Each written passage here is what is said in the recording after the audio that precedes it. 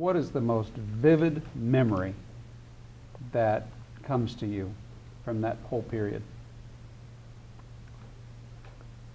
It's a difficult thing to answer because there were so many different events that took part in my life, you know.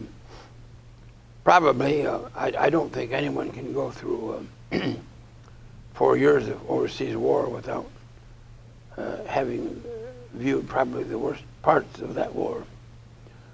I think probably being the early arrival into the concentration camp at Dachau is something that seems to stay with me more than most anything else. I had other events that happened, of course, and that's natural, but in wartime. But somehow this was so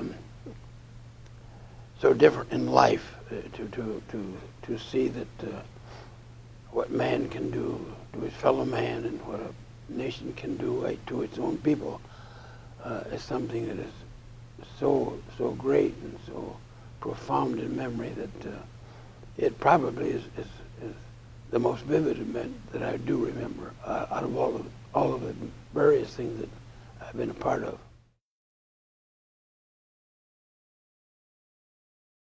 You had such interesting stories. As I was going back through and reviewing the book, Ralph, you had so many interesting stories. I think one of the most interesting also is when you were on your way, you were on the way to try to find Hitler. Yes. And you got caught, didn't you?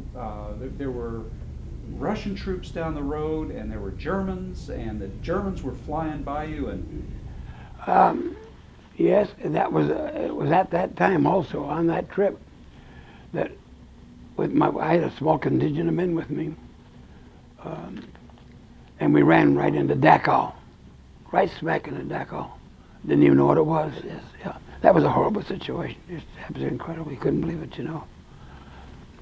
The thing about it was there were bodies by the hundreds and hundreds stored with lye on them, and they would take these bodies and put them on the slab, and then they take kind of a vice and put it in their mouths to work it back and forth to get the gold teeth out of them. And then once they got that, they would throw them in the furnace, you know.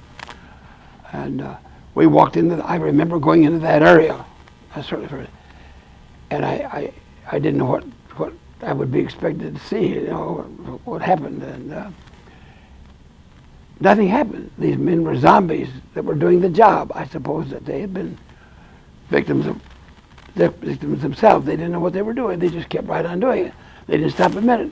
And here we are, our troops were leaving all this, and they kept on doing the job, you know, as though it's part of the day's work, you know. yes, Yeah. And I pulled one boy, I remember, a boy, I don't know, young, I think he was a little Polish Jewish guy, and we pulled him out one time, just in time because that's in there. He was, they were testing him. He was one of the groups. They were testing the Luftwaffe had been testing individuals to see how long they could live in water at certain temperatures before they died. Yeah. And of course they had all kinds of deaths around. That's that boy. Yeah. I picture he'd been in a water tank. Yeah, I bet there were so many of them. Yeah. You know, that's a picture of you with him. That's right. Yeah, I remember the word you've used in the past is that those bodies were stacked like cordwood. Exactly, they were stacked like cordwood with lye on them. There must have been, I don't know, hundreds or thousands, I can't tell you. Just one room just constantly just full of them, just bodies.